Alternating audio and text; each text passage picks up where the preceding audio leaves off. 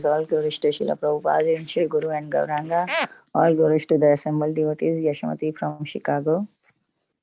Hare Krishna, Yatamati Mataji, Dhanvat Pranam. All glories to Srila Prabhupada and Guru Maharaj.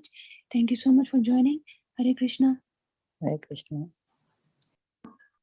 Hare Krishna, Shivani Mataji, Dandavat Pranam, all glories to Srila Prabhupada. This is Vinita Gandharvika Devi Dasi from Texas. Hare Krishna. Hare Krishna, Vinita Gandharvika Mataji, Guru Maharaj ki jai, Prabhupada ki jai. Thank you so much for joining. Hare Krishna.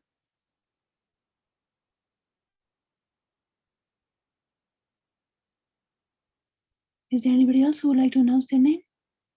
Hare Krishna Mataji, Dandavat Pranam, Srila Prabhupada, our glories to Guru Maharajas, and all the assembled Vaishnavas. This is Kirtida Sundari Dasi, and welcome to services, Mataji. So happy to have you on the call. Hare Krishna, Mataji, Dhanvat Pranam. Guru Maharaj ki jai, Prabhupada ki jai. Thank you so much. Hare Krishna.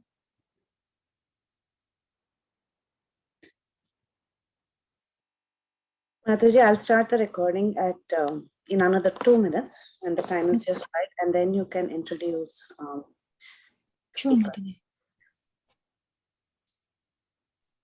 We'll chant 2 minutes, Mataji. Hare Krishna, Hare Krishna, Krishna Krishna, Hare Hare, Hare Rama, Hare Rama, Rama Rama, Hare Krishna, Hare Krishna, Krishna Krishna, Hare Hare, Rama Rama, Hare Krishna, Hare Krishna, Krishna Krishna, Hare Hare, Rama Rama, Hare Krishna, Hare Krishna, Krishna Krishna, Hare Hare, Rama Rama, Rama Hare Krishna, Hare Krishna, Krishna Krishna, Hare Hare, Rama Rama, Rama Hare Hare Krishna, Hare Krishna, Hare Hare, Rama Rama, Rama Hare Hare Krishna, Hare Krishna, Hare Hare, Rama Rama, Rama Hare Hare Krishna, Hare Krishna, Hare Hare, Rama Rama, Hare Krishna, Hare Krishna, Hare Hare, Rama Rama, Hare Krishna, Hare Krishna, Hare Hare, Rama Rama, Hare Krishna, Hare Krishna, Hare Hare, Rama Rama, Hare Krishna, dasi Hare Krishna, Krishna Krishna, Krishna Hare Krishna, Hare Hare, Hare Rama, Rama Rama, Hare Hare, Hare Krishna, Krishna, Hare Hare, Hare Rama, Rama, Hare Hare, Hare Krishna, Krishna, Hare Rama, Rama, Hare Krishna. Welcome to Bhakti Sangha Japa conference call. Today we are very fortunate to have our Grace Kirtida Sundari Mataji. My humble obeisances to you, Mataji. Mataji will be enlightening us on the teaching of Lord Caitanaya Chapter 29. Thank you so much, Mataji, for joining and giving a valuable association this morning. We're very fortunate to have you on the call. Please take over the call, Mataji. Hare Krishna. Dhanvat Pranam.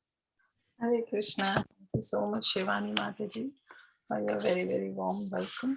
And thank you each and every one of you for joining us today on the teachings of Lord Chaitanya. Okay, so we will start with the prayers. Om Ajnanaatimirandhasya Jnananjana Shalakaya Chakshurun Militam Yena Tasmai Shri Guruve Namaha.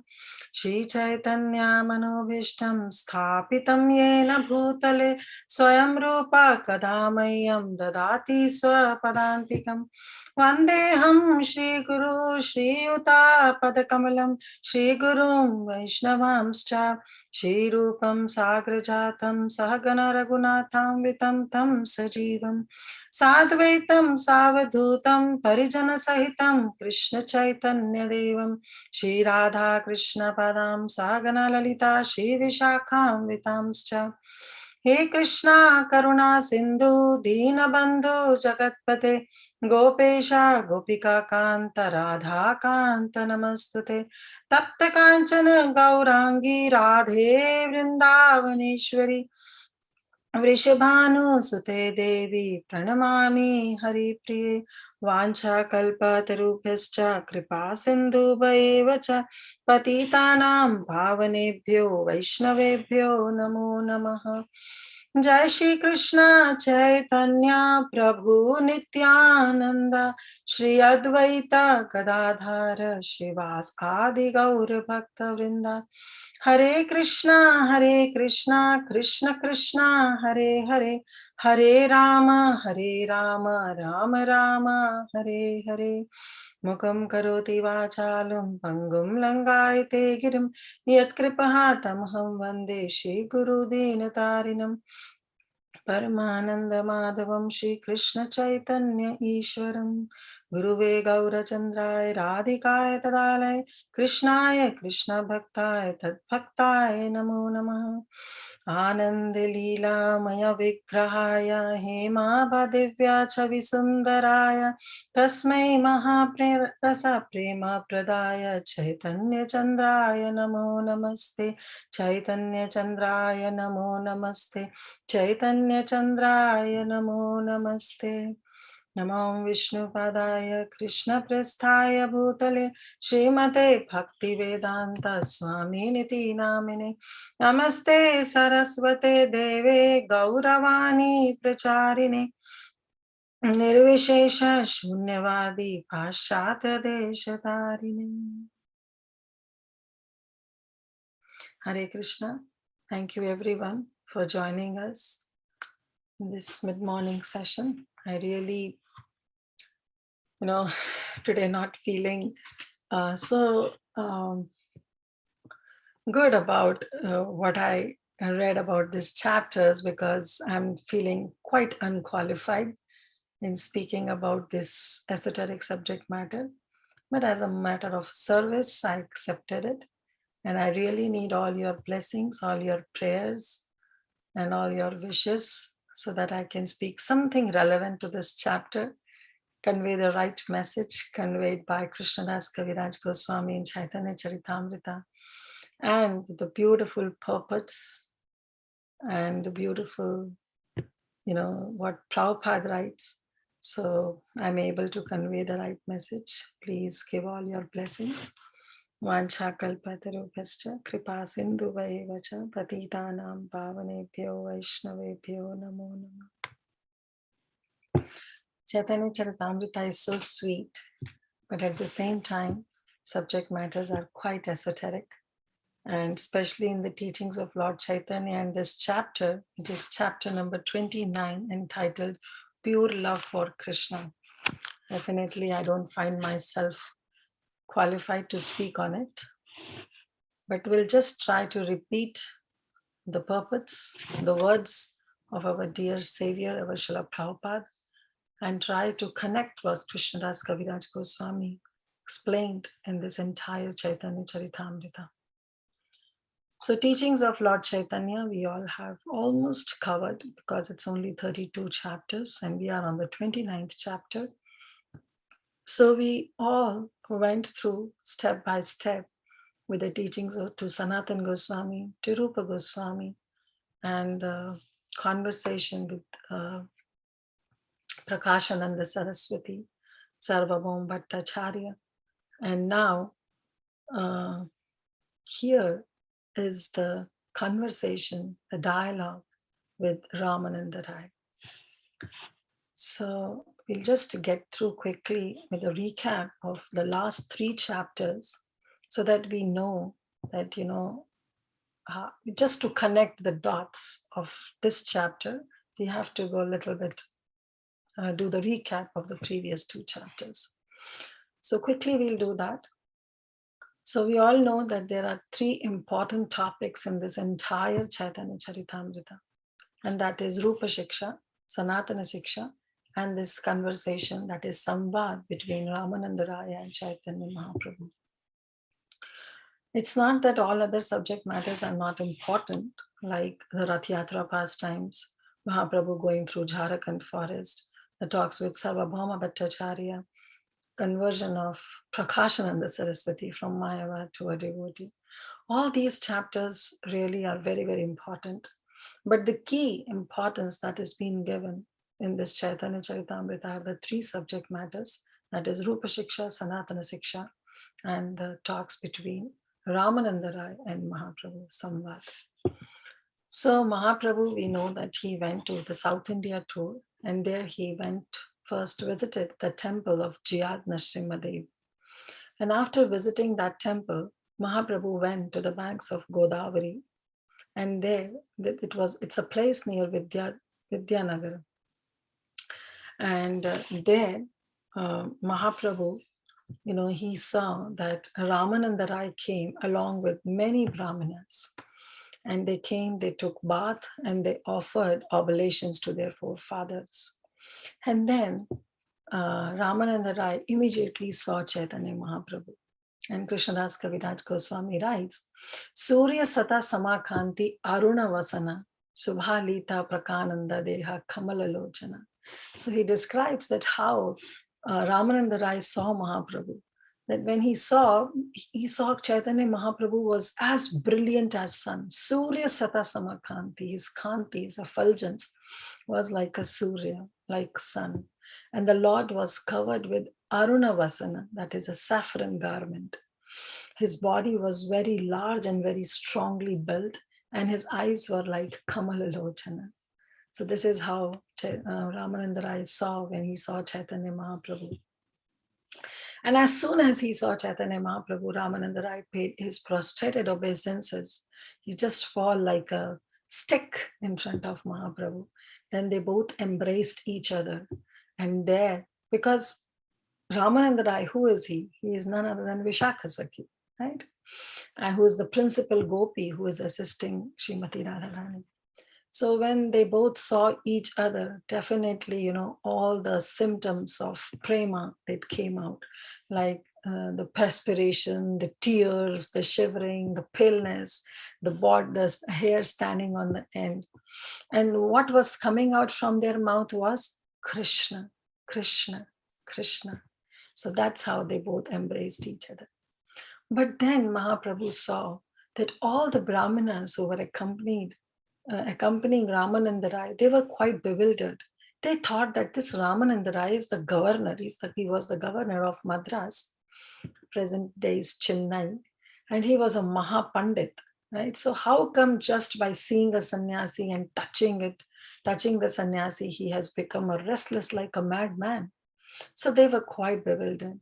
And Mahaprabhu could understand what's going on in the hearts of all those other Brahmanas, because they were the smarta Brahmanas. And so Mahaprabhu, what he did, he tried to restrain his transcendental emotions.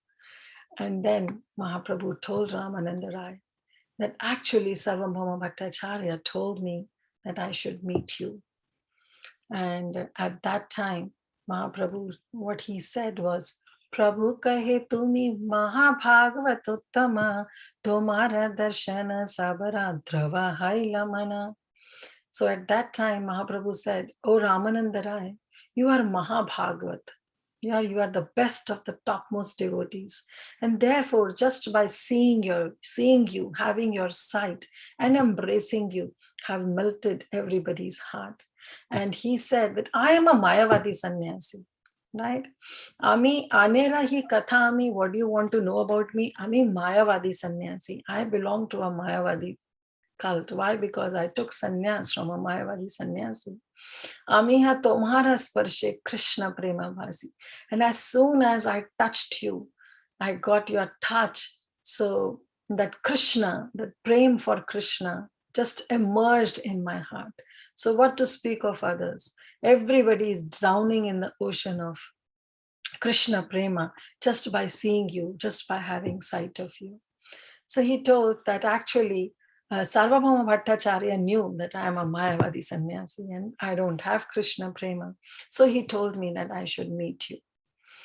So this way they both were conversing with each other. And at that time, a Vaishnava Brahmana, he came and he invited Mahaprabhu for lunch. And Mahaprabhu immediately accepted the invitation because Mahaprabhu thought that this is the time where I can have the conversation with Ramananda Rai, because here all the other Brahmanas are present. So I cannot talk this subject matter in front of everybody, because it is said that when you want to talk something confidential, then you should talk with your Sajatiya Sanghas, not with Vijatiya Sangha, right? Those who are like-minded. So it's good and it's always blissful to talk about such subject matter with like-minded devotees. So Mahaprabhu immediately accepted the request of that Brahmana And he invited Ramananda Rai also to come over. And Mahaprabhu, when he went, he had the lunch. And later, Ramananda Rai came with only one Brahmin, one of his servant. And then they both again embraced each other and they went to a secluded place. Now, this is very important. They went to a secluded place because they don't want that, this discussion should be carried out in front of anyone. So both of them were there and Mahaprabhu started. Prabhu kahe, pada shloka sadhyara nirnaya, Rai kahe swadharma acharane Vishnu bhakti haya. So this is how their conversation started. And the first question, the first and the only question that Mahaprabhu asked, Prabhu kahe pada shloka sadhyara nirnaya. He says that just, O Ramananda Rai, from the scriptures, just read one shloka, recite a verse that is sadhyara nirnaya. Nirnaya means the conclusion, the result. What is the ultimate goal of one's life? That was the question that Mahaprabhu asked. And Rai Ramananda said, Swadharma acharane Vishnu bhakti hai. That one should, do one's prescribed duties of his social order as per one's varnas. And hearing this, Mahaprabhu rejected. He simply rejected. When Prabhu kahe, Eyo bhaiya, aage kahe yaar. Prabhu said, well, this is all external. So the point is that Mahaprabhu is not rejecting anything because the answers were not matching to the question that Mahaprabhu asked. Just remember this question. Mahaprabhu asked, what is the ultimate goal of one's life? He didn't ask that what is the process to achieve that goal. If he would have asked the process, then all the answers that Ramananda Rai gave were appropriate. Because if you really want to progress in your spiritual life, you have to come into the mode of goodness, right? Like just if you want to board a plane, you have to go to the airport. The plane, you cannot board the plane right from your house, right? You cannot. You have to go to the airport, follow the rules and regulations, follow the norms, and then only you will be able to board the plane where the flight will take you to your right destination. So all the answers are, quite appropriate, but because they were not matching the question that was asked by Mahaprabhu, so Mahaprabhu said, well, ayyo bhaiya, this is all external. Bhaiya means external, right? So this is all external. And then Ramananda Rai said, okay, next is Krishna karma arpana, swadha sarvadha sadhya art. That, okay, then one should offer the results of one activities to Krishna in the essence, which is the essence of all the perfection. Like we read in Bhagavad Gita also, yat karoshi, yat dadnashi, yat juhoshi, tadati yat. That whatever you do, whatever austerity you do, whatever food you make, whatever you eat, whatever you offer, everything you should do it for Krishna. Offer it first to Krishna, the Supreme Lord. Well, Mahaprabhu said, this is also external. I really want you, just don't swim on the ocean. Go dive deep into it and just, take out the jewels. Like it is said that if you are only swimming on the top of the ocean, what will you find? You'll find some bottles, some plastic bags, some kachara, some rubbish things you'll find. But if you go down deep, dive deep into it, then you will find pearls. And that's what Mahaprabhu wanted. Mahaprabhu wanted Ramananda Rai to go deep into it. So Mahaprabhu even rejected, that is Krishna Karma Arpana. That also Mahaprabhu rejected. And then Prabhu kahe, Eyo bhaiya, aage kahe yaar. Just, this is also external. Just say something, go dive deep into it. And then Ramananda Rai, Swadharma tyagi ei sadhya sad, that one should renounce one's occupational duties in the Varnashrama system. And that is the essence, that is the sadhya, that is the goal. Mahaprabhu said, well, this is also not true. This is also all external. I don't agree to it. So just go, because it's okay. Like Bhagavad Gita also, Krishna says, like how we can become a Swadharma Tyagi? Krishna says, right, Sarva Dharman Parityaja Mam Ekam Sharanam. Just surrender unto me and leave aside everything, and I'll take care of all your sinful reactions. Don't fear. Okshashami Mashucha, don't fear. But Mahaprabhu said, this is all external. This is still Bhagavad Gita. It's just a high school subject matter. So just, I want to know about the PhD level answer of my question, and you are giving me the answers of high schoolers. No, go dive deep into it. And then Prabhu kahe, "Eyo bhaya, aage kahe yaar." And then Rai kahe, "Jnana Mishra Bhakti sadhya sad." That one should do devotional service, but it should mixed with some empirical knowledge. Should be some knowledge when you do a devotional service. Just don't do it whimsically, because it is not something which has to be done with just, it's like Krishna consciousness. Prabhupada says it's a science. So you should have a proper knowledge of what you are doing, why you are doing. So that is the essence of perfection. Mahaprabhu didn't agree to it. And Mahaprabhu said that Prabhu kahe, yo bhaya, this is also external. Aage kahe, go more deep into it. Say something more. And then Rai kahe, jnana shunya bhakti sadhya ar. That pure devotional service without any touch of speculative knowledge is the essence of perfection. And what is that? Anya vilashita shunya jnana karmadhyanavritam anukulena Krishna anushilanam bhaktiruttama, which is the appropriate, apt definition of bhakti, of uttama bhakti, that was given by Rupa Goswami. So he said that that bhakti should not have any tinge of jnana or karma into it. That is the sense of the perfection of one's life. And to this, Mahaprabhu said, Eyo haya, okay, I do agree.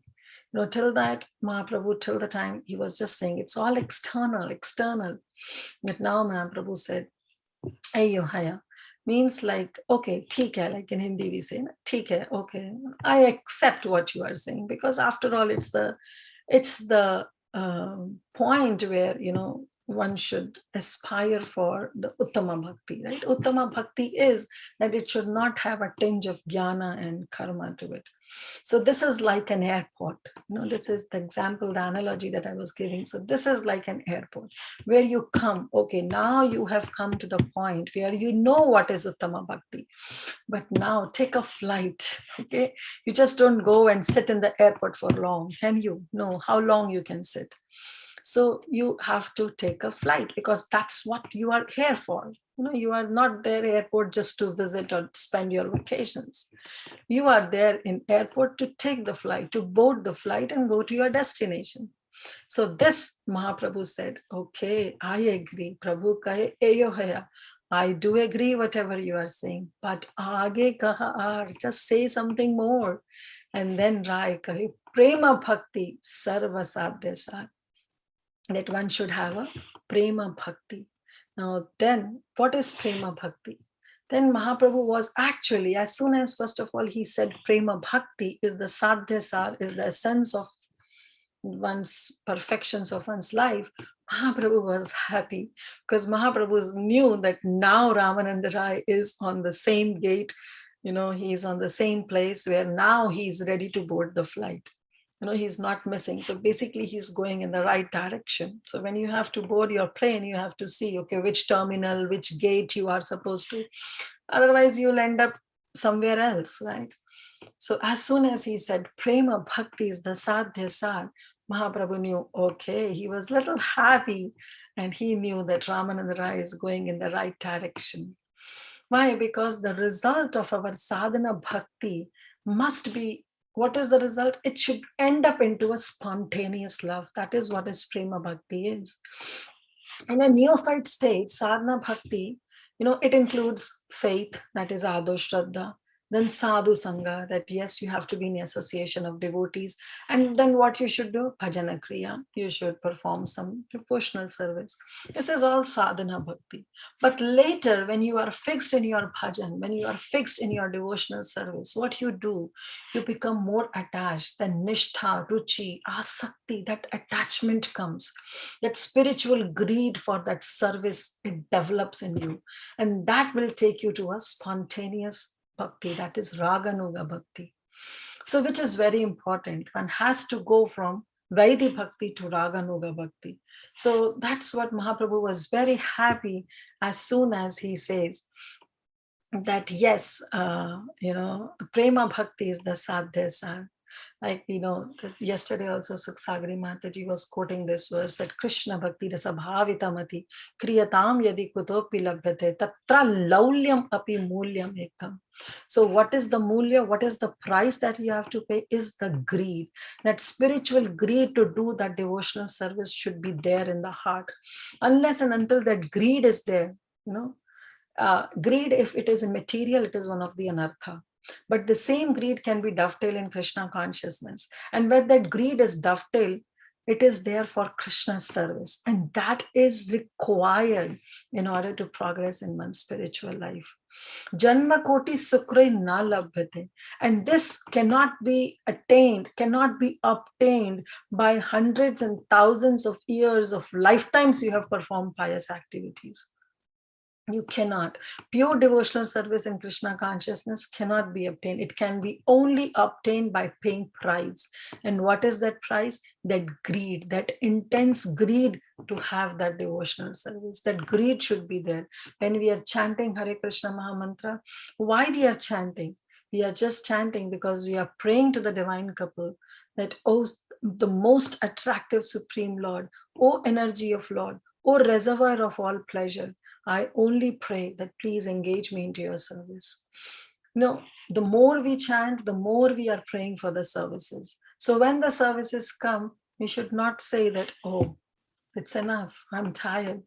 That should not be the mood. If that's the mood, that means we are still swimming on the ocean. We have not gone deep.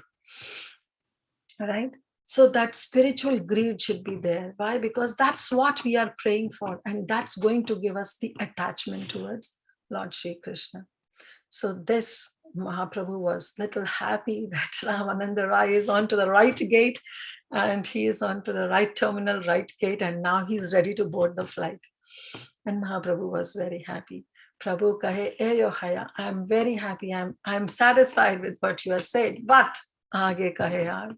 And then Rai kahe, dasya prema sarva sadhya. And then Mahaprabhu, and then Rai Ramananda said, that one has to have a relationship.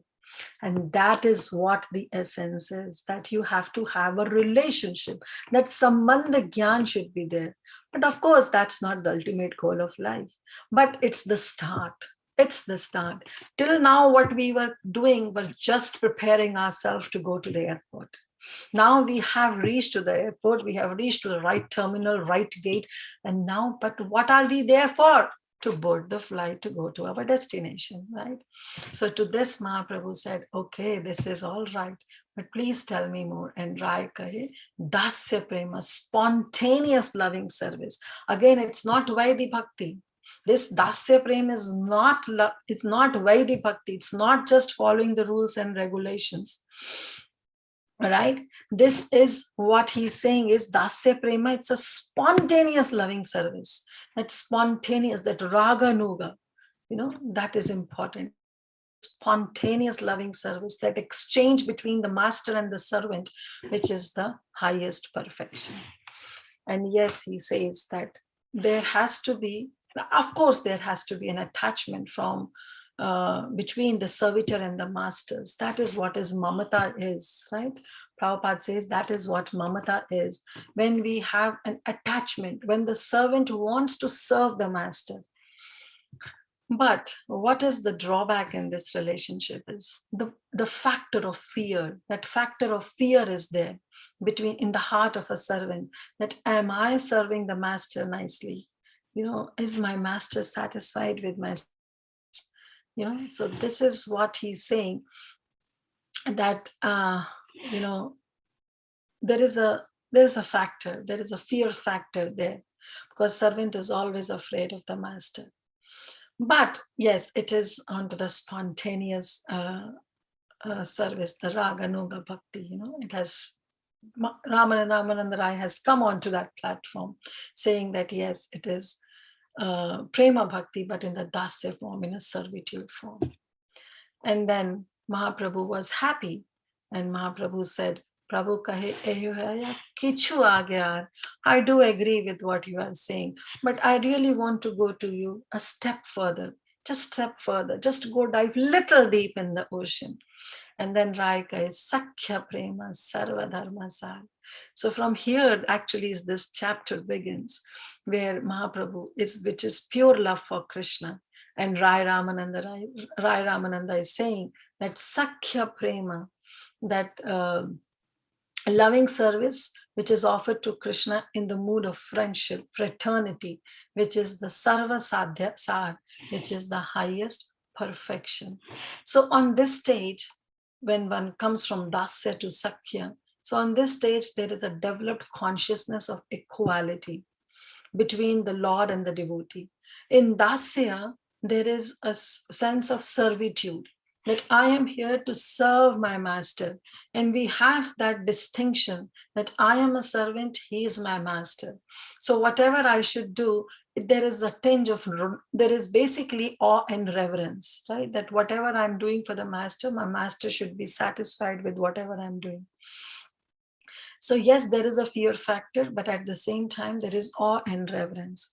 But when this consciousness becomes more developed, then there is an equality between the Lord and the devotee. At this stage, the devotee is fully convinced that Lord Shri Krishna, this Lord Krishna is my friend. And this understanding, Kaviraj Goswami says, is Vishwarambha. Vishwarambha means that it is devoid. In the previous, it is the sense of mamata. But in this, it is the sense of Vishwarambha, that, it is devoid of any respectful attitude. No respect, it's just a friendship. So when this attitude is chosen, it is known as Sakhya Prem, or the love of God and in friendship. Like we know that there is a very beautiful pastime. My Guru Maharaj would always narrate, and he will say that once, this Krishna was playing with the cowherd boys, and there was decided that they'll have a wrestling match, and whosoever will lose will have to carry the winner on their shoulder. So that was the deal. And then Krishna was supposed to wrestle with Sridham. And our dear Lord Shri Krishna, the darling blue boy, he lost. And then Sridham said that you are a loser now, so you have to carry me on your back. So when you have to go on somebody's back, you have to step on that person's back, So who can do that? Who has the authority to step over the Supreme Lord? But because it's devoid of any respectful attitude, so Sridham said, now you have to carry me on your back. And Krishna says, well, I'm not going to carry you on my back. I'm not the loser. And then Sridham said, well, everybody saw that you lost the wrestling match. So how you can say that I'm not the loser? And Krishna said, well, there was just a banana peel there and I slipped on it and therefore I lost it. Well, otherwise, I cannot lose this wrestling match. I'm so good at it. Sridham said, no, don't make excuses. There is no banana peel here, okay? And you didn't slip on anything. You lost it and now you have to carry me. And Krishna was very adamant and he said, I'm not going to do that. And then all the boys boycott him. They said, well, if this is your attitude, Krishna, we are not going to play with you anymore. You just be on your own, be at your home. We are not going to come along with you, and we are not going to allow you to come into our group, and you be on your own, because you are such a liar. Everybody saw that you lost it, and now you are just playing some games and saying that you are not going to fulfill the thing, that you have to carry Sridham on your back. And finally, when Krishna heard, he was feeling, there was a sense of loneliness, that, oh, I'll be left alone, then nobody will be there to play with me. And Krishna came here to have to enjoy, to relish the pastimes with his devotees. So Krishna said, well, okay, I agree. And then finally he carried Sridham on his back. So this is what is the Sakhya Prem, when there is no tinge of awe and reverence. No, you are equal. Whatever we eat, you eat. Even like we know the pastime of after this with Brahma Vimohana Leela, right? When Brahma saw. So why he was bewildered? Because he was seeing that, Krishna was eating jutha, the remnants of his friends. Now, who will give the remnants to the Supreme Lord? Nobody can do it. When we cook at home, we make sure that our bhoga is not mixed with prasad, and because it is bhoga and it has to be separate, that kind of feeling is there. But when there is a Sakhya Prem, there is no such feeling. It is just that you are equal. If I can eat, you can eat from my lunchbox also. So this is what the Sakhya Prem is. And after hearing this, Mahaprabhu was very happy that Ramananda Rai is, going in the very right direction. And therefore he says that Prabhu kahe eh uttama, now till now he was saying haya, like, okay, theek hai, aage badho, just say something more, go dive deep into it. But now he's saying eh uttama, but aage kahe, I still want you to say something more. And then Rai kahe vatsalya prema sarva dharma sar, that the loving service to the Lord in the parental relationship actually is the highest of perfection. Now, what happened in Vatsalya Prem? In Vatsalya Prem, the stage of loving service to the Lord in parental affection is there, and it is little advanced as compared to that of friendship. And then in this regard, Ramananda Rai, he quotes one verse from Srimad Bhagavatam, where he says, the favor that Mother Yashoda obtained from Lord Shri Krishna, it is actually Srimad Bhagavatam, Canto 10, Chapter 9, verse number 20. I'll just read the translation. The favor Mother Yashoda obtained from Lord Krishna. Who is Lord Krishna? He is Vimuktidat, who is the bestower of liberation.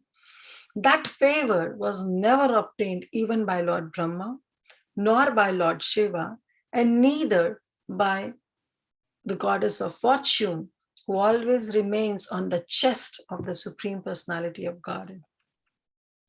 So now we can reflect on that what was the favor that Mother Yashoda achieved. Favor that Mother Yashoda achieved from the Supreme Lord was that she was she was allowed to feed the Supreme Lord Shri Krishna. Lord Krishna sucked her breast milk, which is the greatest favor.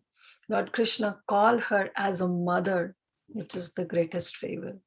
Lord Krishna allowed Mother Yashoda to bind him with the ropes of her love, with the ropes of her supreme love, I should say.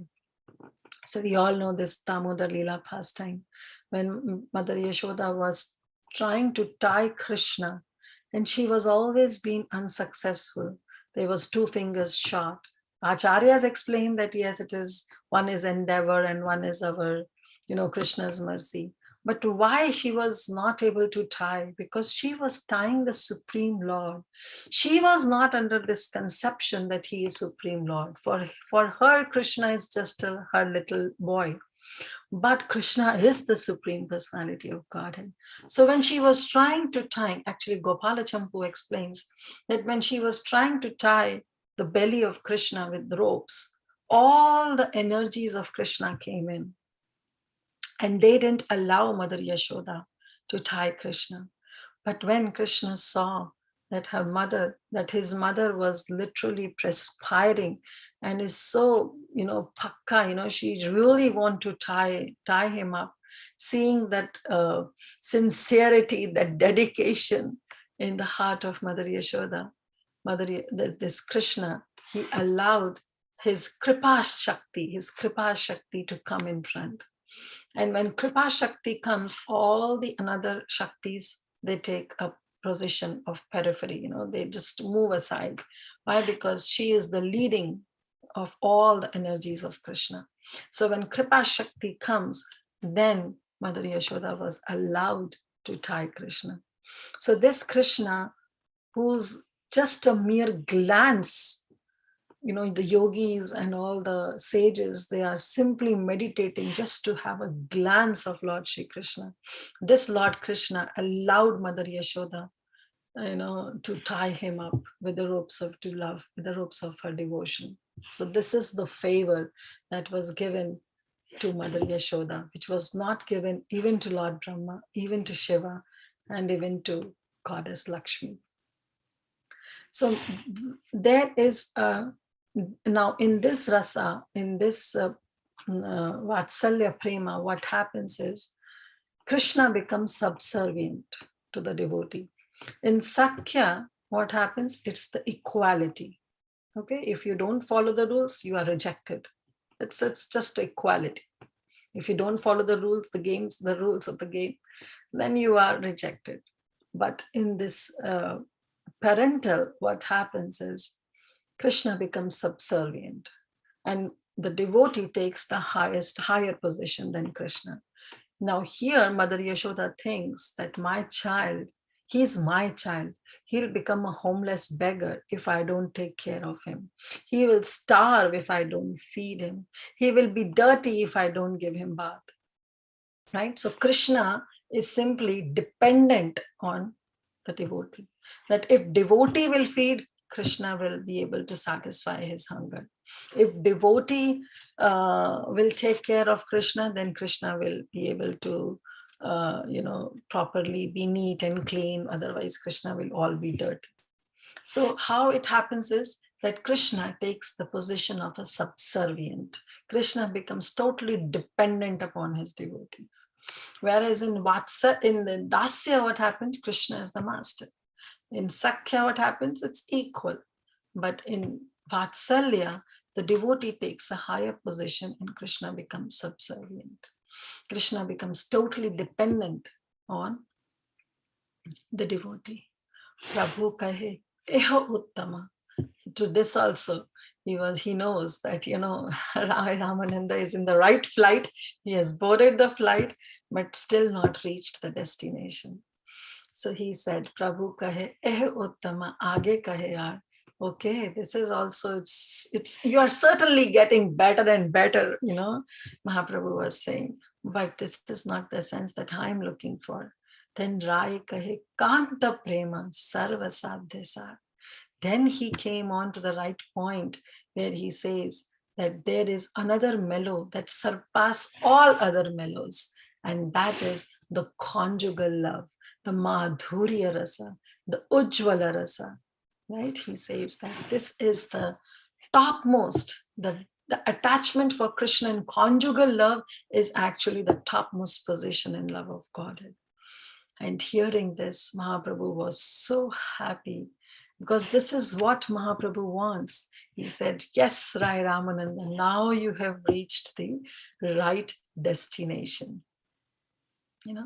And he says, Mahaprabhu says, say something more. Just elaborate on this point, that how come this Kanta Rasa, this Kanta Prema is the Sarva Sadhyasa. Just elaborate on this point. And then Rai Ramananda, he said that he quote one of the verse from Srimad Bhagavatam, and he said, when Lord Krishna was dancing with the gopis in the Rasa Leela, the gopis were embraced around the neck by Lord's arms. This transcendental favor was never bestowed upon the goddess of fortune or other consorts in the spiritual world.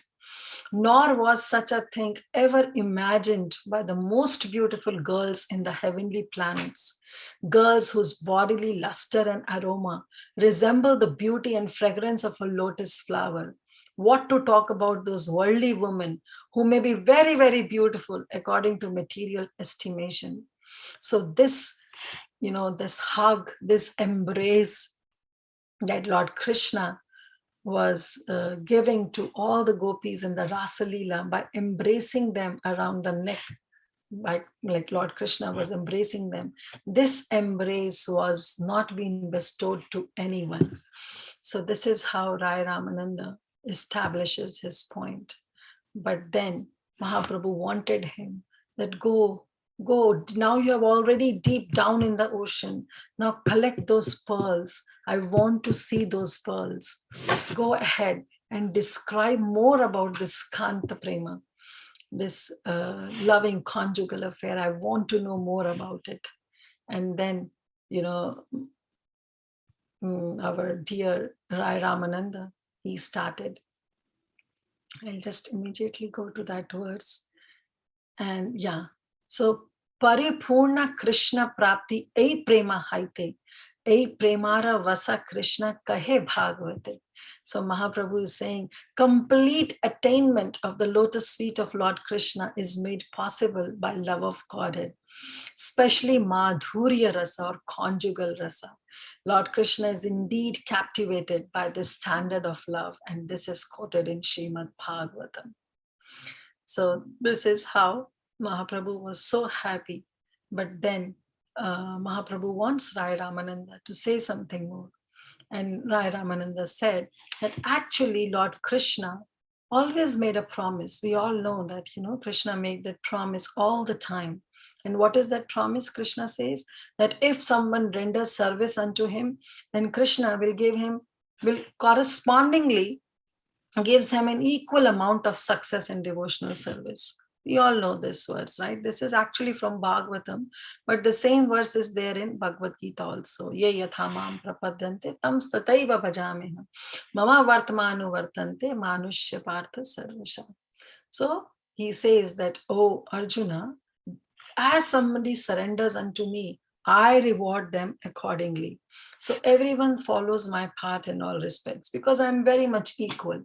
If you surrender 50% to Krishna, Krishna will reciprocate 50%. If you surrender 100%, Krishna will reciprocate 100%. If you surrender 10%, Krishna will reciprocate accordingly. So this is how Rai Ramananda is saying that this is how Krishna is. But when it came to this conjugal love, the love between the gopis and Krishna, then Krishna says that, Krishna cannot properly or proportionately was able to reciprocate the devotional service in Madhurya Rasa. And therefore, he remains debtor to such a devotees. So this is how, we all know this pastime when Krishna on, the full moon night, he decided to have a rasa dance with the gopis. And he played his flute. And a particular note was played that attracted all the gopis, that they left everything. Some were feeding their child, some were doing their household chores, some were massaging their husband's feet. They're doing, taking care of their in-laws. But all the gopis, they left whatever services they were doing, they simply left. And they just went in the middle of the night, in the middle of the forest, just on one call of Krishna. And we know that when all the gopis came, Krishna said, well, I'm so happy to see you all, but why have you come here? You are chaste women, right? There is a religious practice. So how can you leave everything and come to me? If anybody sees you with me, your chastity will be gone. So why you are here? Better go home, better go back. And the gopis were saying that, oh, what are you talking about, Krishna? You are the one who called us. And now you are simply saying that we should go back. Well, our mind is here. We are so much attached to you. What will we do if we go back? Only our body will go back, right? And we will be here because our mind is here. So what's the point of you telling us that go back to our home? Well, this is not the right way. So there is a whole description that arguments went back and forth between Lord Shri Krishna and the gopis. And finally, Krishna was convinced, gopis were happy, and the rasa dance took place. But what happened? In the middle of the dance, Krishna again left, because externally it is explained that all the gopis, they were feeling that Krishna is only with me. So there was a sense of pride that developed in the heart of the gopis. So they thought, Krishna actually thought that, because of that pride, I should just leave. And so he left the rasa dance. And we know that the entire Gopi Geet was recited by the gopis. And finally, Krishna also appeared. Krishna came in front of them. And then the gopis started playing riddle, that paheli, that riddle with Krishna. And they said, oh, Achyuta, you were not here with us. We don't know why you left us in the middle of the rasa dance. But now you are here. We want to ask you something. This is all by Vishwanath Chakravarti Thakur, the commentary. And so he said, he actually narrated. So the gopis said that, "Oh, Achyuta, now please answer our questions. Please tell us the different kind of love that we are going to tell you, which is the best." So the gopis, they were playing riddle with Krishna. As soon as Krishna came back, after the gopis recited this entire Gopi Geet, Krishna was happy, and so he came back. And then the riddle was played, and these gopis said, "Whose love is the best, O Krishna? What do you think? Those who reciprocate equally according to the love, those who just love, and for them it doesn't make any difference whether the other person has reciprocated or not, but their mentality is just to love others. Or the third, who doesn't reciprocate at all. Whose love do you think is the best?" So they were actually trying to trap Krishna because they want Krishna to confess that whatever he has done was injustice. It was the sense of ungratefulness towards the gopis, leaving them in the middle of the forest, in the middle of the night, in the middle of the rasa dance, leaving them all by themselves. So they want to bring Krishna onto that platform where they were trying to trap Krishna, where Krishna should confess his mistake. So Krishna said, "Well, those who reciprocate equally is just like a business. You give me $10 gift, I'll give you $10 gift. There is no love. There is just a reciprocation, and this is just a business mentality. And those who just give love, give, that mentality of giving is there, and they don't expect any reciprocation from others. Well, he says they are also, they are on the compassionate ground. They are full of compassion like devotees." That's what Krishna says, that they are full of compassion. Why? Because they don't even bother whether the other person is reciprocating or not, but they want to show their love towards others. So their mentality is to give. So they don't reciprocate that other person is giving or may give or may not give, that kind of business thing is not there. So definitely they are on the high level. And then he said, but those who doesn't reciprocate at all, then Krishna says that there are actually of 4 categories. They may not reciprocate because they are Atmaram, they are spiritually satisfied. So it doesn't matter, they don't want to reciprocate at all. Another is those who are materially satisfied. If they are materially satisfied, it doesn't matter. You give them so many gifts, and they are satisfied. They don't want to reciprocate.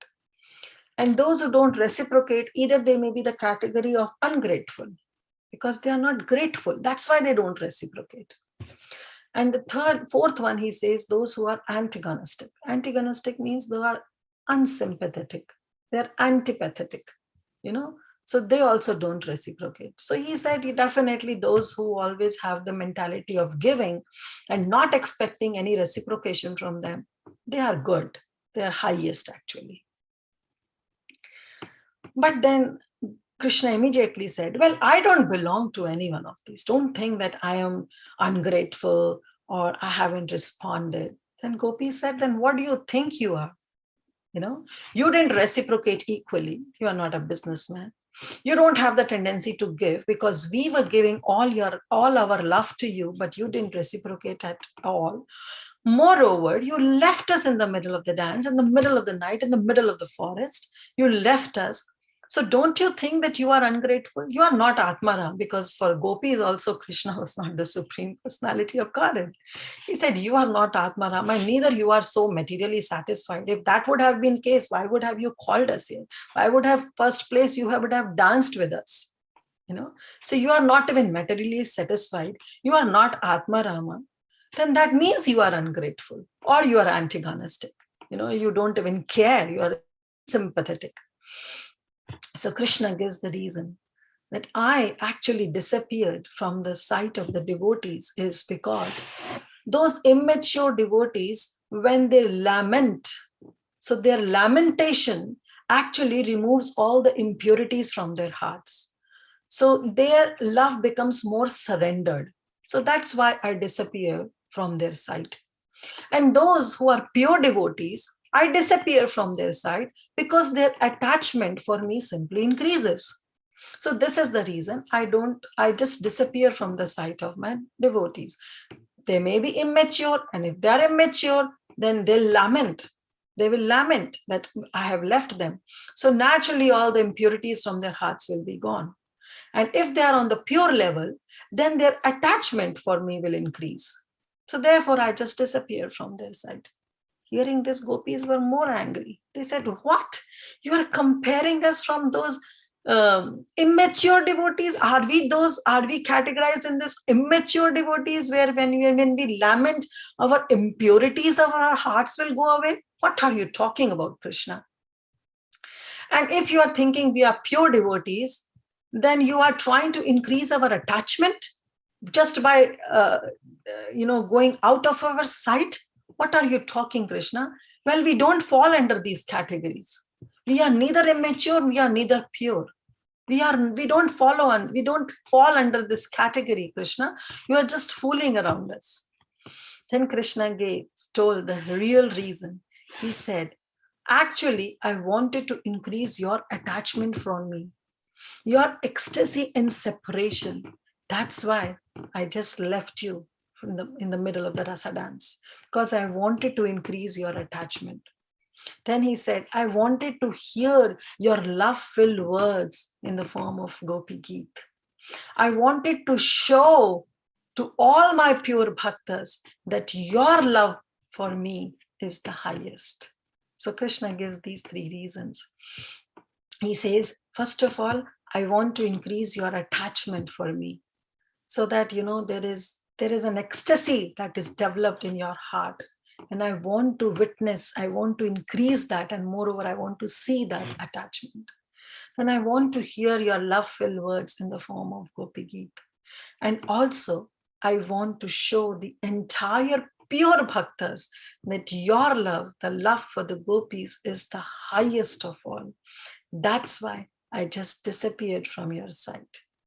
So Krishna actually accepts the injustice that he has done to the gopis, who rejected, those gopis who have rejected the entire Vedas, who have rejected the entire religious principles, left all their shyness and just came in the middle of the night, in the middle of the forest on one call of Krishna.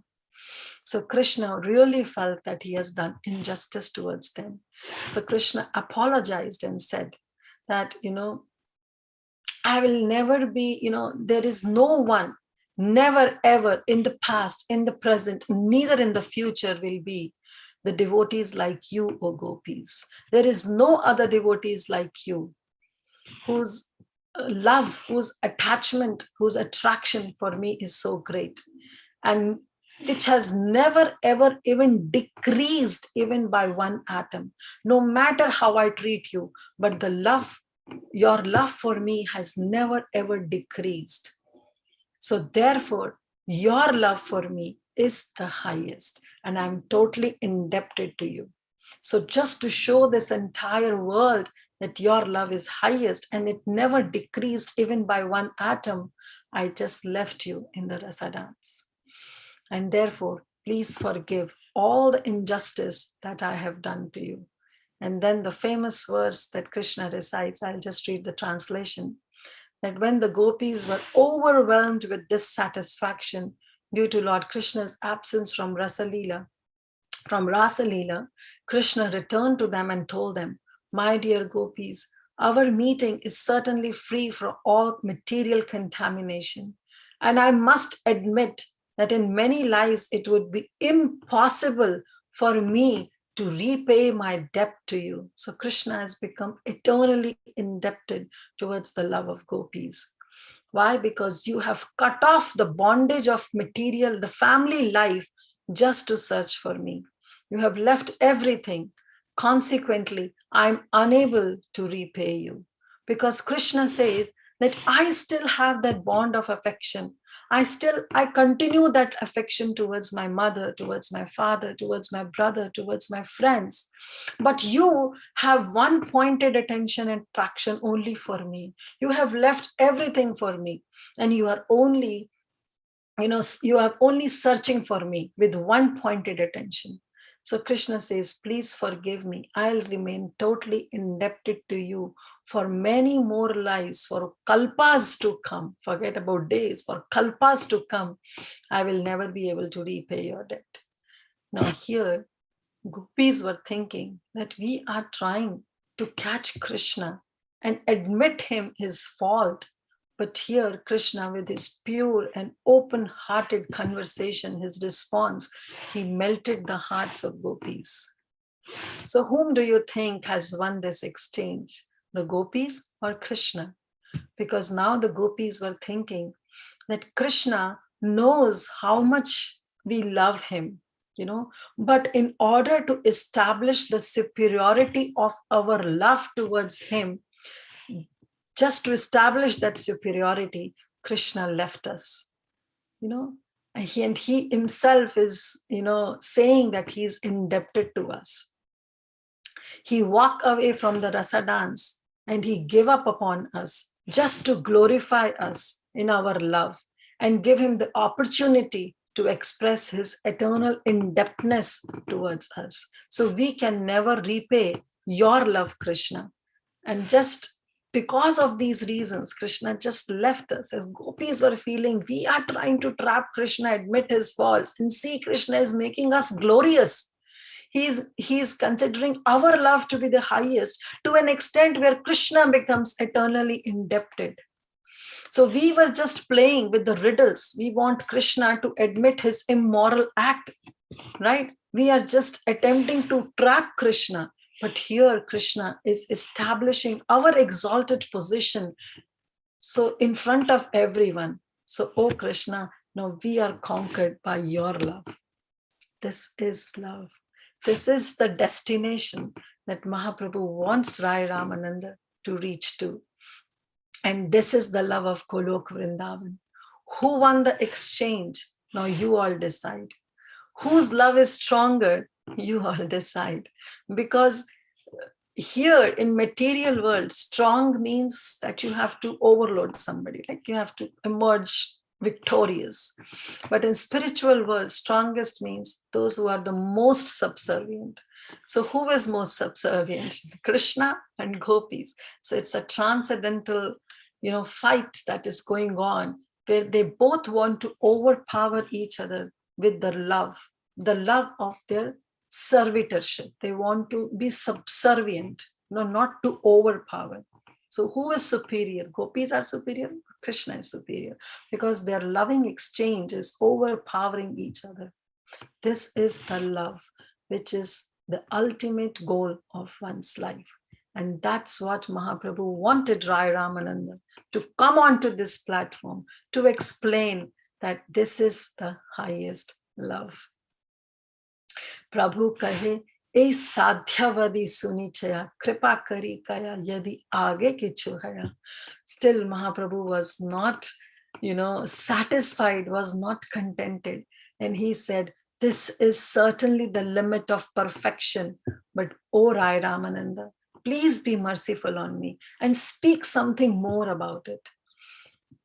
Then Rai Ramananda said, until this day, even I didn't know anyone in this material world who could inquire anything beyond the perfectional stage of devotional service. So then Rai Ramananda continued that actually Srimati Radharani's love for Lord Shri Krishna is the topmost. Indeed, the glories of Srimati Radharani are highly esteemed in all revealed scriptures. And then Mahaprabhu still says, I want to hear more, the loving pastimes of Radha and Krishna. Oh Rai Ramananda, please continue, say something more. I want to hear their intimate, their confidential pastimes. And that we will hear tomorrow.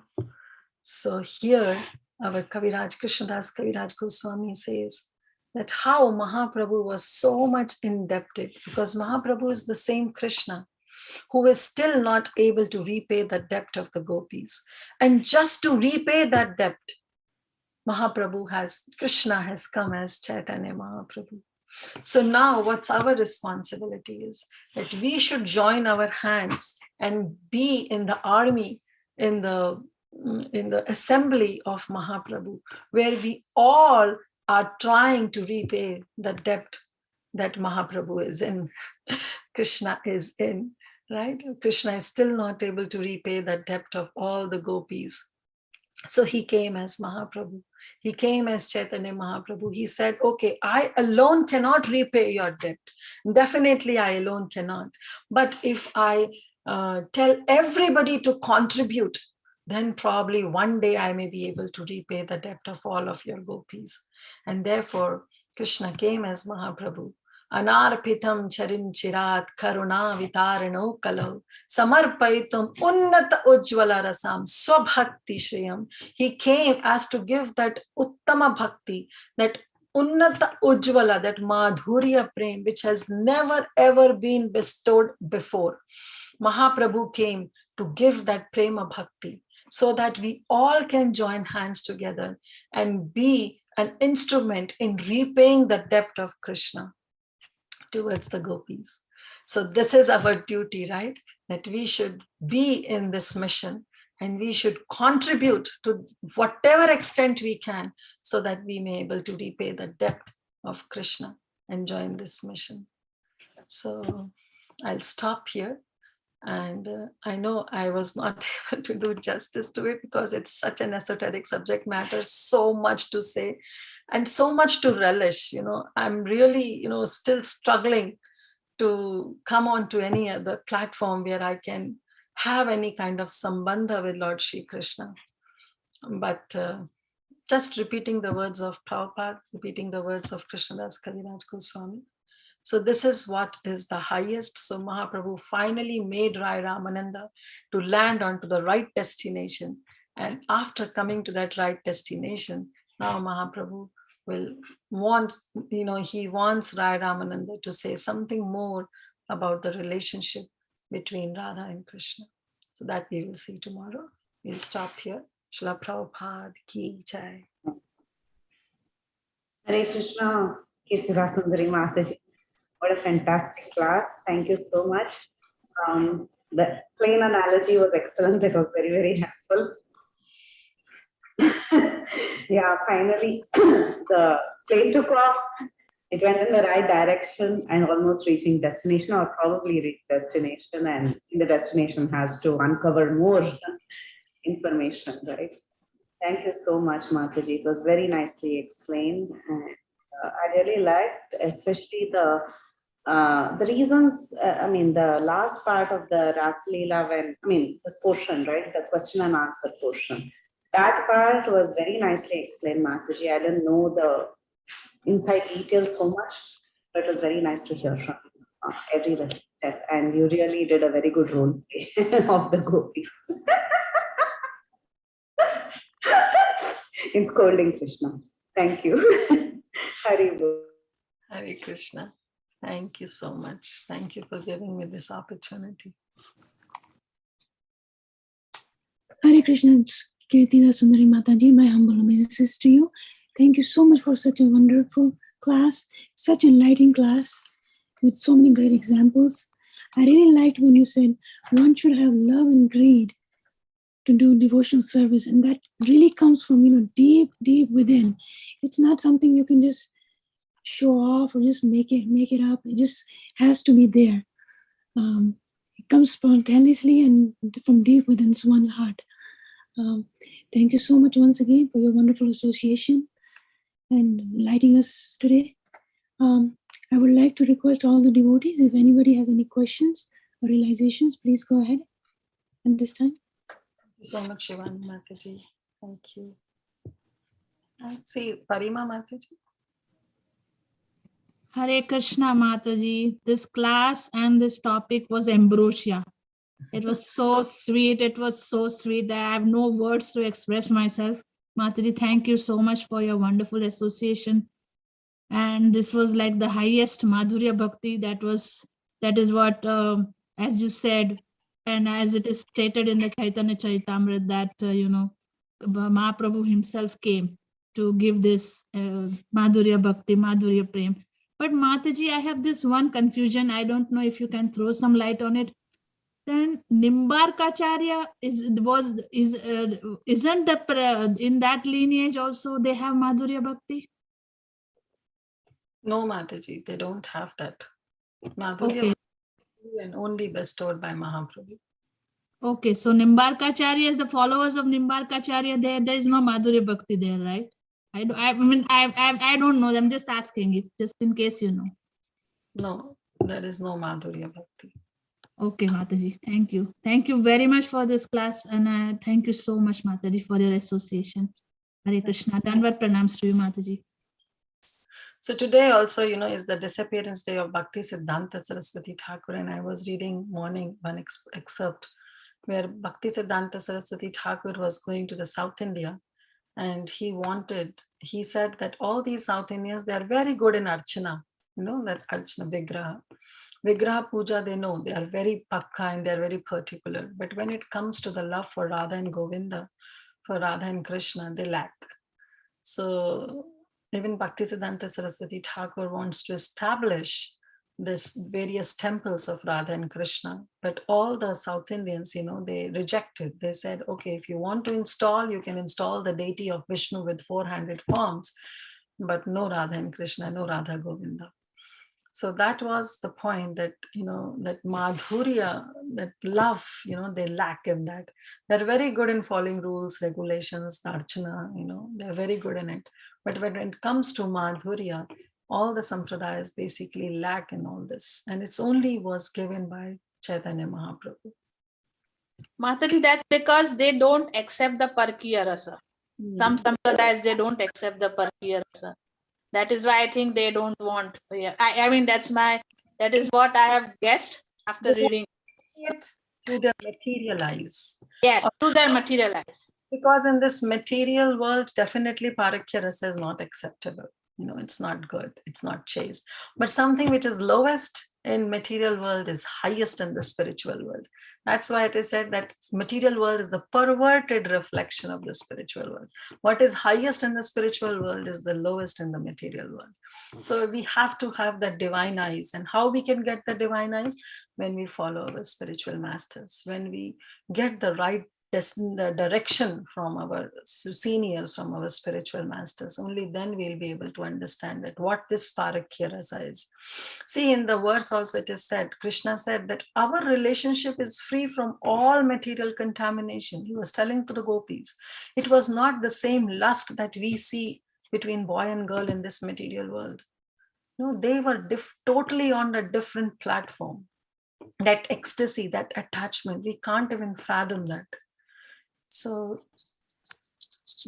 we need guidance to it. For the yes, absolutely. These are the windows to the spiritual. Yes. Now somebody has to bring us to that window. And who can bring it? Our spiritual masters. If we follow their guidance, then yes, we'll be able to see those windows. Yes, Mataji. Thank you so much. Thank you for your wonderful class, Mataji. Thank you. Hare Krishna. Yes, Indulekha Mataji. Hare Krishna, Mataji, Dandavat pranam. Very, very beautiful session, Mataji. And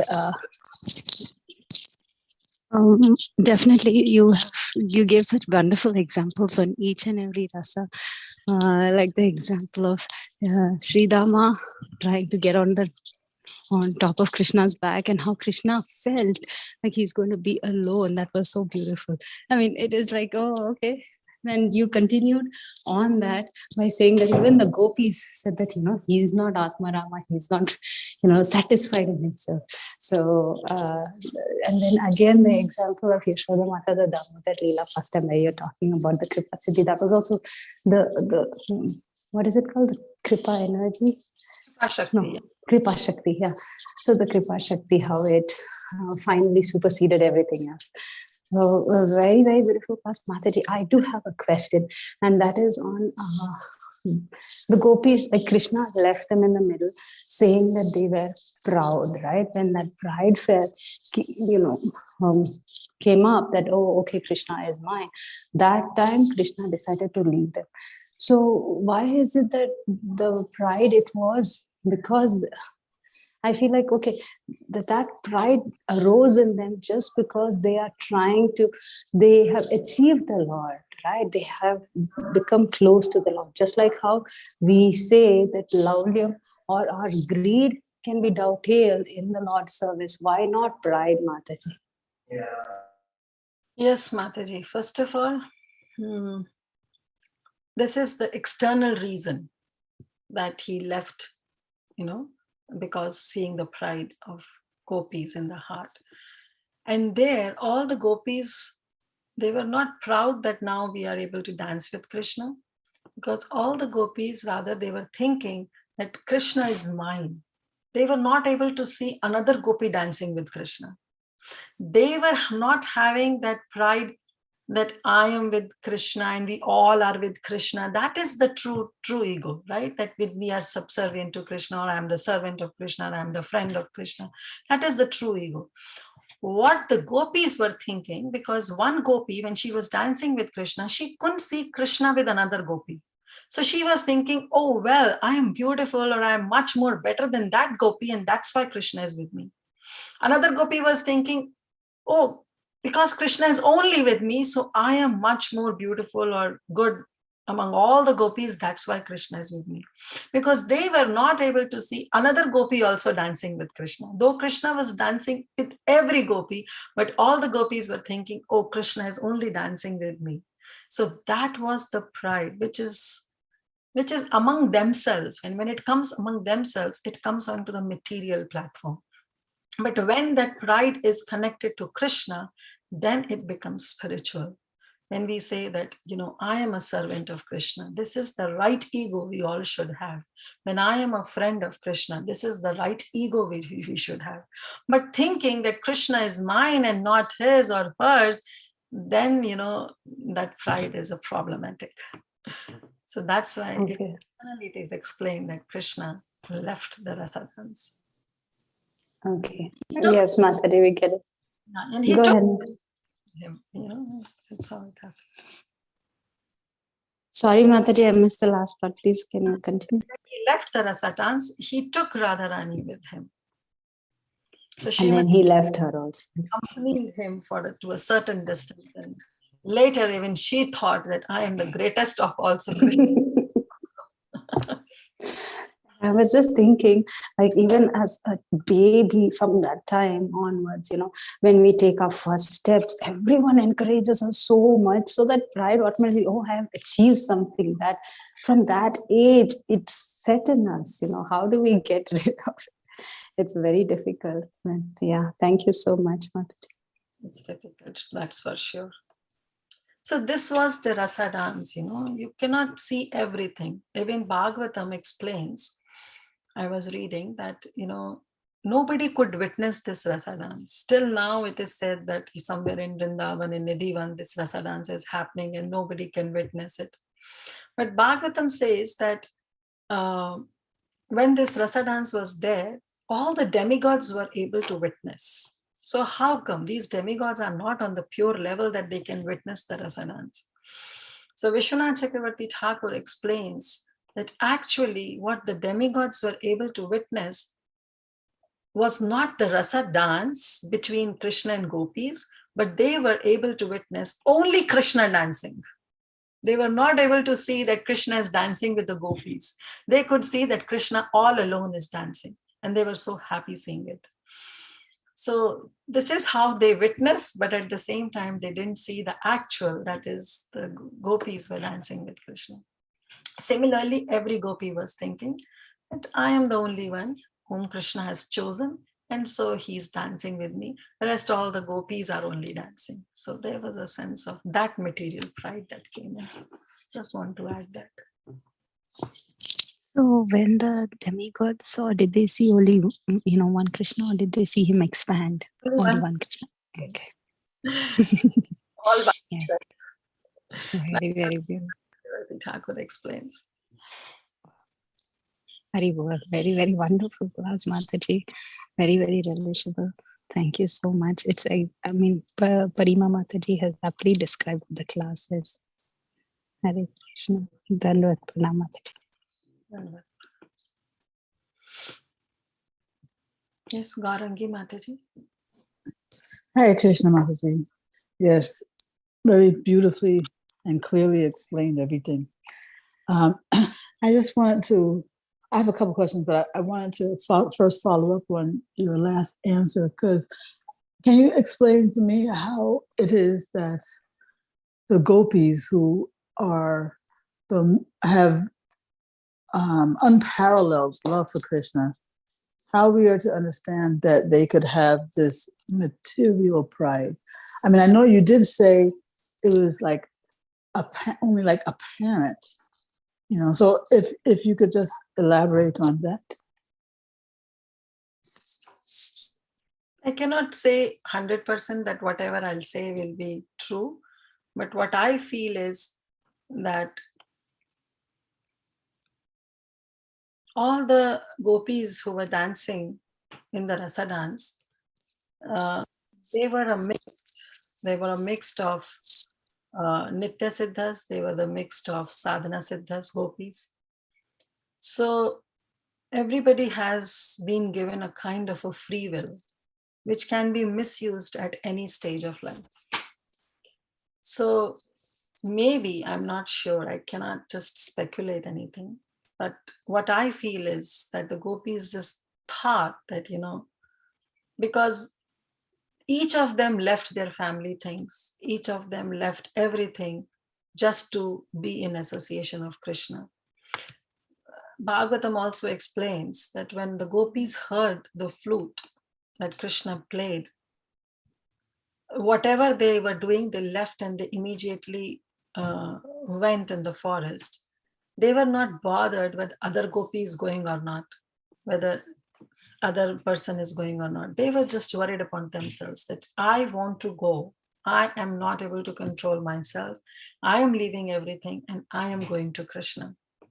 They all went, but they were not cognizant that other gopis also going, till the time they reached in the middle of the forest and they found that all the gopis are there. So there the union happened. But before that, they were thinking that I'm the one who is going.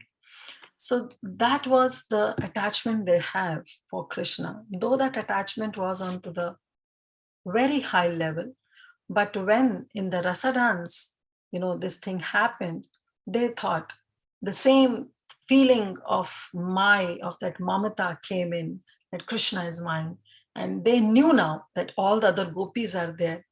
But when they saw that Krishna is only with her, the gopi think that, okay, now I have superseded everybody. I am the best one, and that's why Krishna is with me. Because they can't see that Krishna is dancing with every gopi individually. So that's how that pride came in. Again, I'll not say that it's totally on the material platform, but that's the chance, that's the external reason was given that Krishna left the rasa dance. But actually, what was the internal reason that we already saw in the class, which was the actual reason that why Krishna left? Because he wanted to establish the highest position of gopis in the entire universe, that they are the best, the topmost of all my devotees. That's the internal reason that Krishna wants to establish, and that's why he left. I hope I could make some sense, Madhuri. Yeah, so the way I understood you was that, there are different grades of devotees. Yeah. And maybe, it was those gopis who maybe were not of the topmost grade that were having that, what looked like material pride. Is that what you were saying? Mm-hmm. It's not 100% material, but at the same time, it was not 100% connected to Krishna. That feeling was not there, but a feeling of that pride was there, that I am the one whom Krishna has chosen, and so there was a neglect towards other gopis. Excuse me? There was a neglect towards the other gopis. And each one of them thought in the same way. Thank you. Actually, if you could also my other questions were just for, again, more repetition. I was trying to recall, in that riddle. Yeah, I was trying to recall all the possible reasons that the gopis were suggesting, for why Krishna might have one. Let me see. One was that it was just like business, right? I think so. The riddle was that gopis wanted Krishna to tell that whose love is the highest. Yeah. The one who reciprocate equally, like if I reciprocate equally with you, so my love is the highest one, or a person who just wants to love and love and love another person, but doesn't care whether the person is reciprocating or not. Her love is highest, or a person who doesn't reciprocate at all, that love is highest. So these were the three questions that gopis asked, and to that Krishna said that those who reciprocate equally is a business. Yes. So technically their love is not the highest, and those who doesn't reciprocate at all, there is no point that their love is highest because they don't reciprocate at all. But those who have the tendency of just giving and not expecting any result from the other person, no reciprocation, definitely their love is the highest. But among those who don't reciprocate at all, to that Krishna gives the 4 categories. They don't reciprocate because they are Atmarama, they're spiritually satisfied. Sometimes people don't reciprocate because no matter how much worth dollar gift you give them, they are so materially satisfied. They said, what if he has given or she has given $100 gift or $1,000 gift? Doesn't matter, I'm materially satisfied. I don't need to reciprocate. Okay, I think these two are the ones I was confusing, because both of them, they're not reciprocating because they feel satisfied. So what was it? One is spiritually satisfied, that for them, okay. give material gifts or not, because they are for them spiritual satisfaction. Doesn't matter to them. So that's why they don't reciprocate. So one is a spiritual satisfaction, another is a material satisfaction. Yeah. Materially satisfied. Third person who doesn't reciprocate is because they are ungrateful. And at that point, gopis want Krishna that you should understand this. And the fourth reason he said that people don't reciprocate because they're antagonistic, means that they're unsympathetic, they're antipathetic. That's why they don't reciprocate. They don't understand the feelings of others. That's why they don't reciprocate. But this is the point of ungratefulness that gopis want Krishna to come to and admit that you are ungrateful towards us, and that's why you left us. The situation changed because Krishna is the cheater of all cheaters. He can manipulate his words a lot and he can counteract everything. So he just said that, no, this is not the reason. This is the reason that I left you. And the gopis said, oh, wow, he's so great. And, we were thinking that he's ungrateful, but he's not. He's the one who is establishing our love onto the highest level. We are conquered by you, Krishna. So this is Okay, Mataji, just one last thing, again, repetition. That as Ramananda Roy was going up the ladder, right? And right before he came to finally where Lord Chaitanya said, okay, there was that verse that was like reminiscent of 1866, you just give up everything, right? You just give up all varieties of religion. That was one of the steps, right? See, I'll give you the step altogether. First is Swadharma, following one's regulative duties. Mahaprabhu didn't agree. Then he says Krishna karma arpana, that whatever karma you do, you just offer it to Krishna. Yad yakroshi yad agnashi, right? Whatever you do, offer it to Krishna. This is external. Then he says, okay, Swadharma tyagi, sarva dharman parityaja mam ekam sharanam raj. This is the third step, sarva dharma tyagi. He is on to the highest level. Mahaprabhu says, well, this is also external.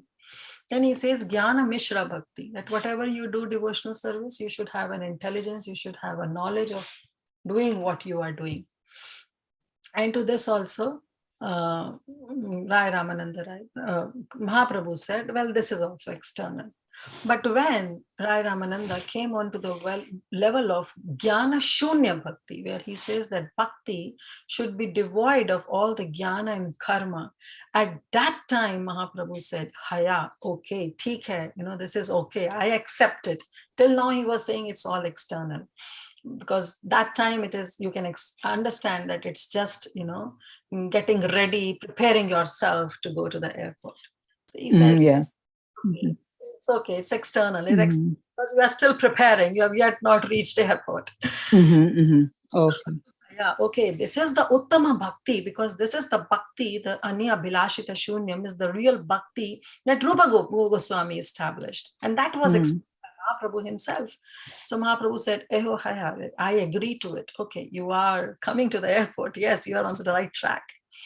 And then this is all right, Mahaprabhu says, but say something more, go a little deep.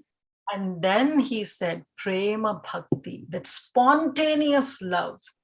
And then Mahaprabhu was very happy that, yes, this is what I was looking for. Prema Bhakti. But Prema Bhakti also have different grades. Go ahead, Rai Ramananda. And then Ramananda Rai said, Dasya Bhakti. Dasya, okay, it's still there. It's good because it is onto the level of Raganuga.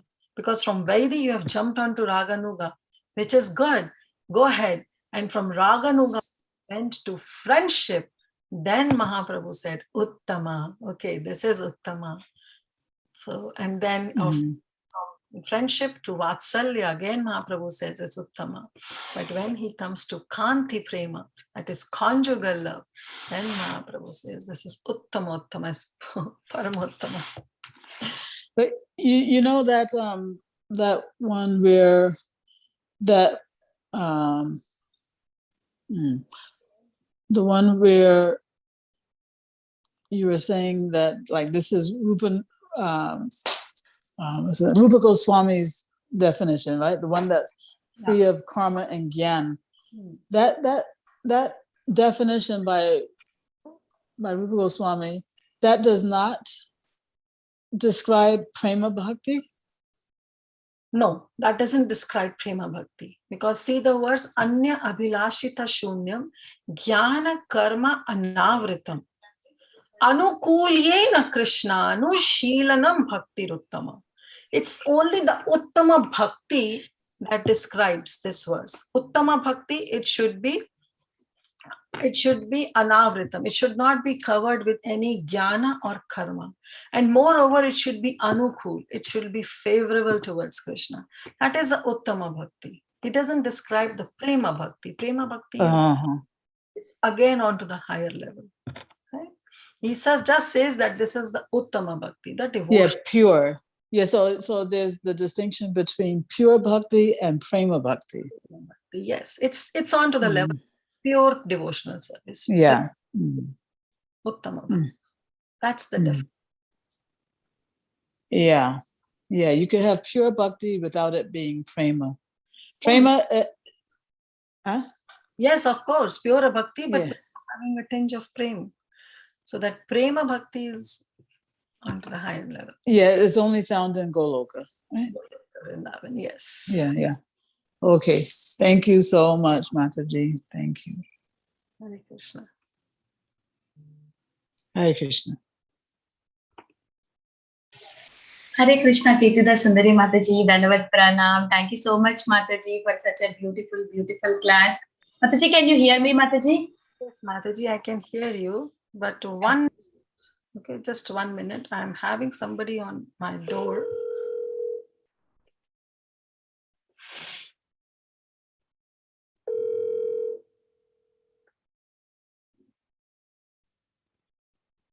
Hare Krishna. Hare Krishna, Mataji.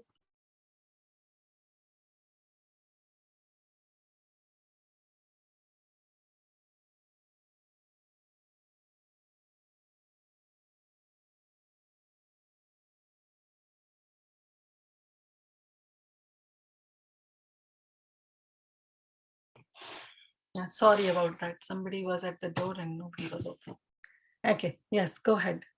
Hare Krishna, Mataji. Thank you so much for such a beautiful, beautiful class.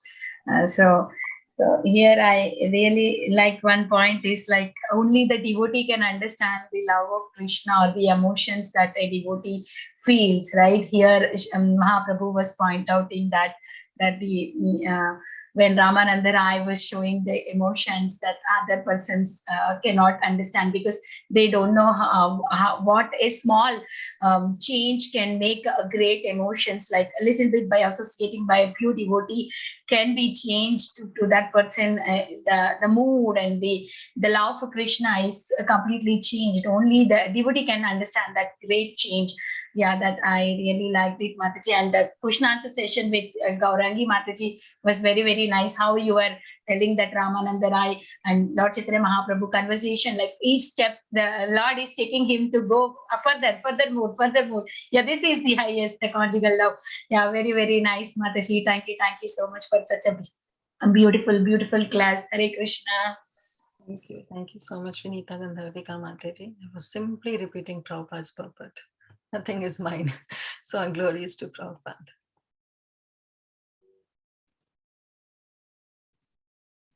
Okay. Hare Krishna Mataji, there's some realizations in the chat. Would you like me to read them?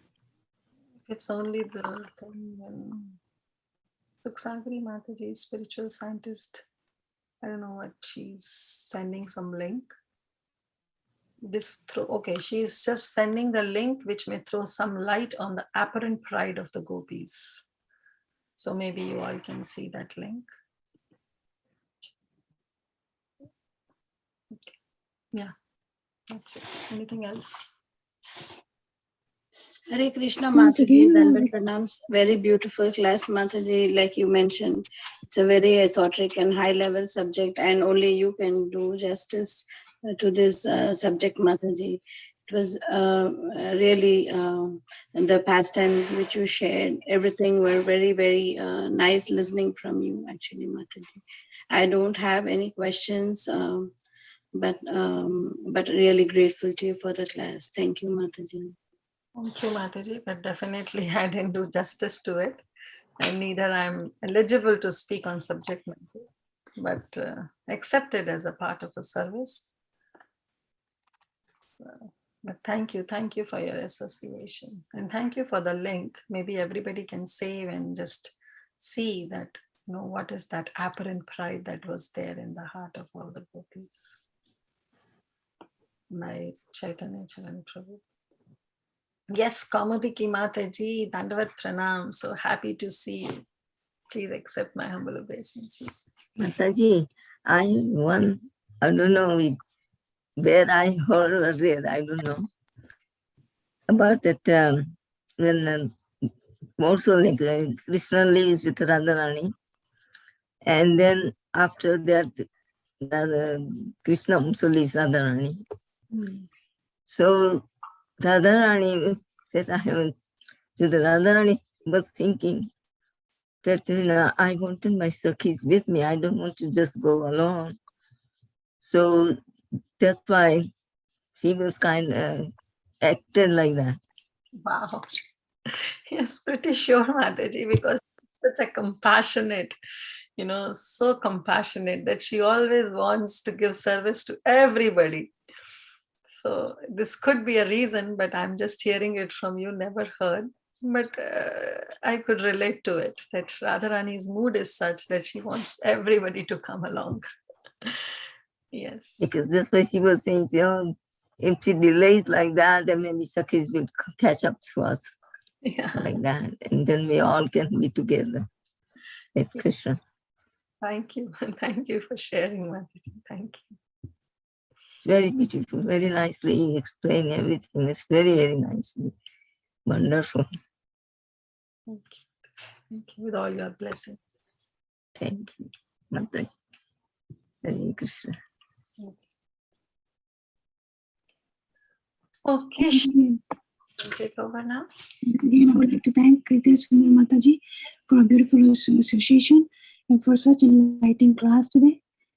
If there's no more questions, dear devotees, with Mataji's permission, I would like to close the call. Panchakalpatarubhyascha kripa sindhuyascha patitanam pavanebhyo Vaishnavyo namo namo. Anand Vaishnav ki jai, Ramacharya Haridas Thakur ji ki jai, Shri Prabhupada ki jai, Her Grace Kirtida Sundari Mata ji ki jai. Thank you so much. Hari Hare Krishna, Bol. everyone. Mataji. Pranam, Mataji. Shivani Mataji ki jai. She was practicing whole night for this Mataji. Sincerely, she was practicing how to do greeting service. Thank you, Shivani Mataji. You did wonderful. Wonderful, Mataji. Thank you, Mataji. Hare Krishna. Very good. Okay, dear devotees, if there are no more questions, right, we are closing, right? We'll meet again tomorrow. Bye-bye. Thank you. I am not the Hare host. Krishna.